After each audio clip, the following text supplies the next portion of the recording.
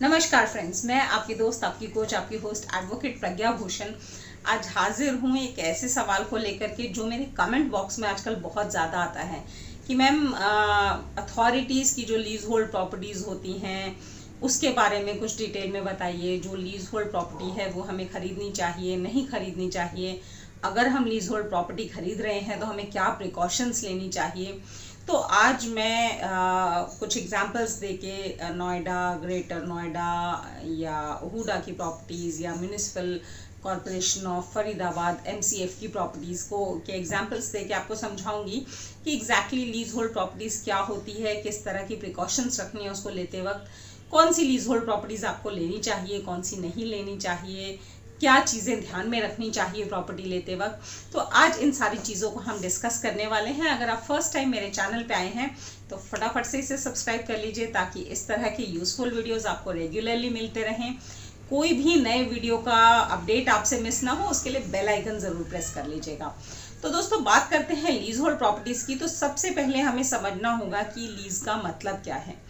तो बहुत सीधी सादी भाषा में अगर हम समझें तो लीज मतलब किसी ने अपनी प्रॉपर्टी आपको एक तरह से किराए पे दी है, यानी कि आपको मालिक नहीं बनाया है। जो भी आपको लीज पे प्रॉपर्टी दे रहा है मालिक वही रहेगा।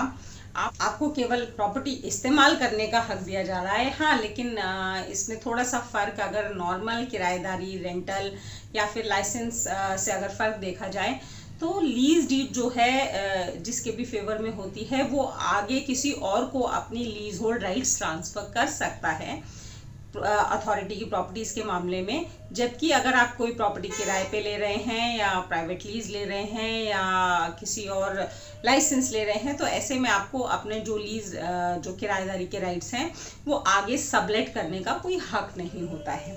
अब बात करते हैं दोस्तों, तो लीज तो ये हो गई कि यानी कि आपको पूरी तरह से मालिकाना हक यानी कि एब्सोल्यूट ओनरशिप राइट्स नहीं मिलते हैं, but you become a lessee of the property. आप उस प्रॉपर्टी के लेसी बन जाते हैं, आपको प्रॉपर्टी यूज करने का राइट मिल जाता है। अब ऐसे में अगर कोई प्राइवेट पर्सन यानी कि एक व्यक्ति जो कि प्रॉपर्टी का मालिक है, अगर वो आपको लीज डीड करता है और वो जो लेसी है वो आपको ये प्रॉपर्टी बेचना चाहता है तो आपको समझना होगा कि उसको उस प्रॉपर्टी बेचने का कोई हक ही नहीं है। वो उस प्रॉपर्टी को बेच ही नहीं सकता, वो केवल एक तरह से किराएदार है उस प्रॉपर्टी में और वो आगे आपको ट्रांसफर करने का कोई भी राइट नहीं रखता है। तो ऐसे में अगर किसी पर्सनल व्यक्ति से, मालिक से किसी ने लीज पे प्रॉपर्टी ली हुई है तो ऐसे व्यक्ति से आप प्रॉपर्टी खरीद नहीं सकते हैं, वो केवल एक किराएदार है इस प्रॉपर्टी में।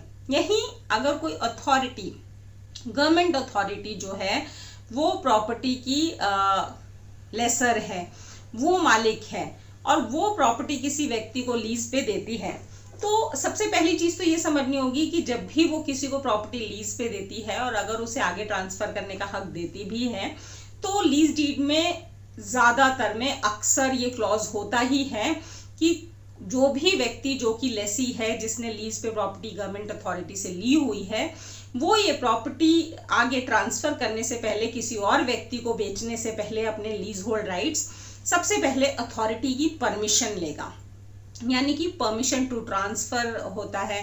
जैसे अगर हम नोएडा की बात करें तो वहाँ टीएम यानी कि ट्रांसफर मेमोरेंडम मिलता है। वहीं पे अगर हम जीडीए की बात करें तो वहाँ पे परमिशन टू ट्रांसफर मिलता है।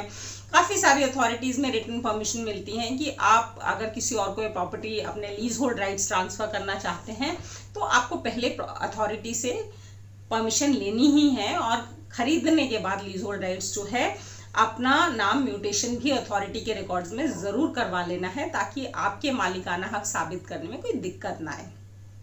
पॉइंट नंबर 2 जो इम्पोर्टेंट है दोस्तों लीज होल्ड प्रॉपर्टी में वो ये है कि जब भी आप लीज होल्ड प्रॉपर्टी लेते हैं तो एक तरह के आप किराएदार ही हैं, इसलिए आपको ज़्यादातर अथॉरिटीज़ में लीज फीस रेगुलर अंतराल में पे करनी होती है अथॉरिटी को। जनरली ये एनुअल लीज फीस होती है और आपको एनुअली उस अथॉरिटी को अपनी लीज फीस पे करते रहना है ताकि आपकी जो ये लीज होल्ड राइट्स हैं ये बरकरार रहें, बने रहें।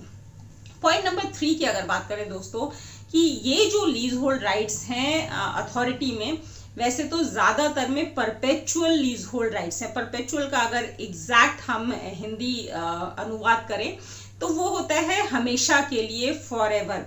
बट ये परपेचुअल लीज डीड जो है फॉर एवर नहीं होती है, ये जनरली 99 ईयर्स की होती है, 99 साल की होती है।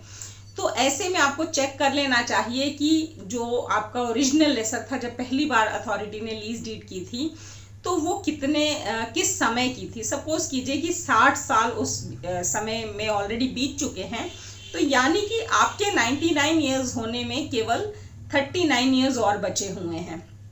तो ये चीज़ आपको ध्यान में रखनी होगी कि आपके पास ये जो लीज होल्ड राइट्स आ रहे हैं उस प्रॉपर्टी के अगले 39 ईयर्स के बाद आ रहे हैं, तो हो सकता है आपकी आने वाली पुश्तों को वो प्रॉपर्टी ना मिले। अथॉरिटी जो है, जो मालिक है, वो दोबारा उस लीज को रिन्यू करेगी या नहीं करेगी, ये सोल प्रेरोगेटिव अथॉरिटी का है। और आप एज राइट अपने हक से वो प्रॉपर्टी ज़बरदस्ती अथॉरिटी से नहीं ले पाएंगे, क्योंकि आप केवल लेसी हैं, आप एब्सोल्यूट ओनर उस प्रॉपर्टी के नहीं हैं।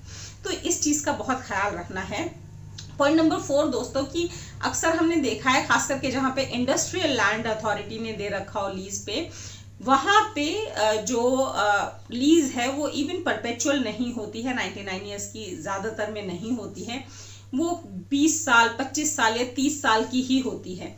तो ऐसे में देखना और ज़रूरी हो जाता है कि अगर 30 साल की लीज पे किसी ने इंडस्ट्रियल लैंड लिया था और वो आगे आपको अपने लीज होल्ड राइट्स ट्रांसफ़र कर रहा है थ्रू ट्रांसफ़र डीड, आप खरीद रहे हैं उसके लीज होल्ड राइट्स उससे, तो ऐसा ना हो कि 30 साल में से 25 साल ऑलरेडी बीत चुके हों और आपको केवल 5 साल के लिए ही वो लीज होल्ड राइट्स मिल रहे हों, जबकि पैसा आप 30 साल के हिसाब से दे रहे हों। तो ये अपने लीज डीड में जो ओरिजिनल लीज डीड अथॉरिटी ने पहले लेसी के नाम की थी, उसको चेक करना, उसको वेरीफाई करना बहुत ज़रूरी हो जाता है लीज होल्ड प्रॉपर्टीज़ में। दूसरी चीज़ दोस्तों, कि अगर आप बैंक लोन के लिए जाते हैं अपनी लीज होल्ड प्रॉपर्टीज़ में, तो पहली चीज़ की जो अथॉरिटी की लीज होल्ड प्रॉपर्टीज़ हैं, ऑब्वियसली उसमें आपको बैंक लोन मिल जाता है। हालांकि अगर किसी प्राइवेट पर्सन ने आपको लीज डीड की है तो उस पर किसी तरह का कोई लोन नहीं मिलता, क्योंकि वो ओनरशिप मानी ही नहीं जाती है। जहां अथॉरिटी की प्रॉपर्टी है वहां पे भी रिटर्न में अथॉरिटी से परमिशन चाहिए होती है बैंक को, परमिशन टू मॉर्टगेज, जिसे पीटीएम कहा जाता है। तो जब अथॉरिटी से पीटीएम मिल जाता है तभी जो बैंक है वो आपकी प्रॉपर्टी मॉर्टगेज करके उस प्रॉपर्टी पे आपको लोन देता है। तो बहुत से लोगों के ये भी सवाल आते हैं कि क्या लीज होल्ड प्रॉपर्टी पे हमें लोन मिल जाएगा। तो जी हाँ, अगर अथॉरिटी की प्रॉपर्टी है, लीज होल्ड है और आपकी सारी लीज फीस उसमें पेड है, कोई भी पेंडिंग ड्यूज नहीं है, परमिशन टू मॉर्टगेज आप निकलवा लेते हैं अथॉरिटी से, तो उस प्रॉपर्टी पे आपको लोन मिल जाता है लीज होल्ड प्रॉपर्टीज में भी। पर दिल्ली में ये अपवाद है, दिल्ली में लीज होल्ड प्रॉपर्टी पे लोन नहीं मिलता, क्योंकि दिल्ली में ट्रांसफर डीड या transfer of lease hold rights करने का, सेल डीड करने का, सेल करने का कोई प्रावधान नहीं है।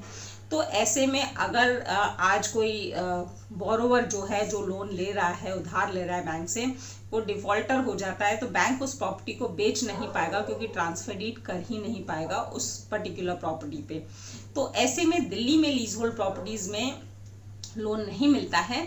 लेकिन जो Noida authority, greater Noida authority, HUDA, MCF, GDA, इन सब एनसीआर की जो भी अथॉरिटीज़ हैं, वहाँ पे जब लीज होल्ड प्रॉपर्टीज़ होती हैं जिसमें रजिस्टर्ड ट्रांसफर डीड एग्जीक्यूट की जाती है, प्रॉपर परमिशन टू ट्रांसफ़र मिलती हैं, प्रॉपर परमिशन टू मॉर्टगेज मिलती हैं, ऐसी प्रॉपर्टीज़ को बैंक ज़रूर मॉर्टगेज करते हैं और उस पर लोन मिल जाते हैं।